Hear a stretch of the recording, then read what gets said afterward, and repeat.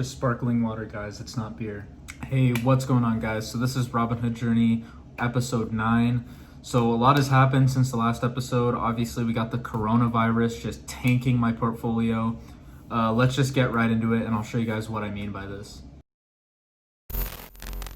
So here we are in my Robinhood portfolio. As you guys can see, today hasn't been that bad of a day, but if we look at my week graph, I'm down about $47.36, which is equivalent to about 2.28% in the past week, which isn't too good. As you guys can see right here at around February 24th, there's just a solid dip in my portfolio. So steady gains all the way out basically until February 24th, and then it just all went downhill from here.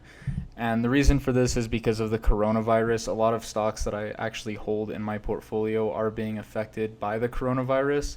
So obviously that's not too good, but I expect it to pass eventually.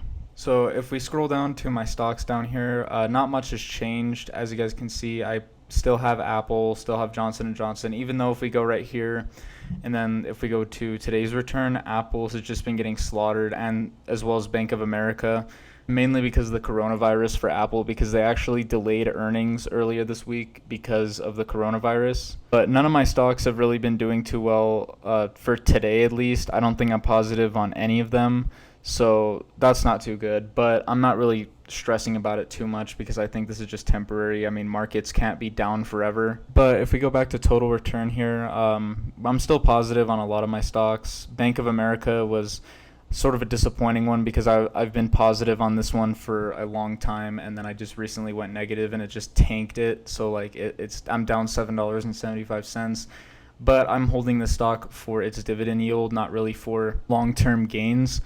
But as you guys can see, it's kind of been getting slaughtered. Now would be actually a good time to buy, I think, more of Bank of America. I just don't have enough in my account right now. I actually hit 2,000 in my portfolio. I don't think I was at 2,000 the last episode. I was actually almost at 2,100 earlier this week, but it just dropped down to $2,027. So yeah, I'm just hoping that gets back up soon. However, this is a dividend growth portfolio, so I'm not really stressing about it too much. I've bought a couple of new things in this portfolio. I've bought more shares of Yamana Gold. I have 8 shares of that right now. I also purchased ABBV, which is AbbVie.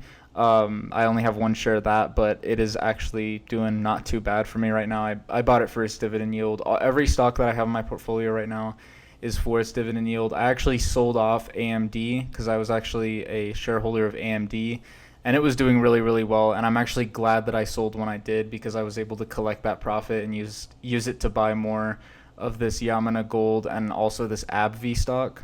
And right here I actually have a high dividend yield ETF. So this is a Vanguard high dividend yield ETF. So this basically is a collection of a lot of companies that have high dividend yields. So I just like to have that sort of diversification of having hundreds of companies in my portfolio.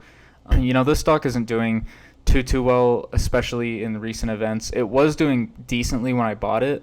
However, like right after I bought it, it just tanked immediately. As you guys can see, this February 24th is just when most of my stocks tanked. But again, I bought it for its dividend of 3.04%, which I think is going to be worth it because this is going to be pretty reliable as it is an ETF. And I actually want to focus more on getting more ETFs in my portfolio. So let's move on to dividends real quick. Now, February has been a really big month for dividends. I'll put a screenshot of my dividend spreadsheet up right now so you guys can see actually how good of a month it has been for me for dividends. So as you guys can see, just in February alone, Apple paid me a dividend, Realty Income paid me a dividend, Procter & Gamble paid me a dividend, and Energy Transfer paid me a dividend. And they were all pretty hefty dividends, especially these two up here. Energy Transfer and Procter & Gamble, and I'm just really excited about that because it's actually one of the first times in a while that my dividends have actually hit $1. In terms of transfers here, since I made my last video, I've deposited $100 that I got from Valentine's Day. So yeah, I've deposited that into my account, and that has basically just been going towards buying this stock right here and some more shares of gold, as well as my selling of AMD actually went towards those two. But yeah, that's pretty much it in terms of my Robinhood portfolio for the week. I hope you guys enjoyed this video. I hope you guys are actually not suffering too bad from the coronavirus. If you leave a like on this video, then your portfolio will not suffer from the coronavirus anymore. Don't take my word on that.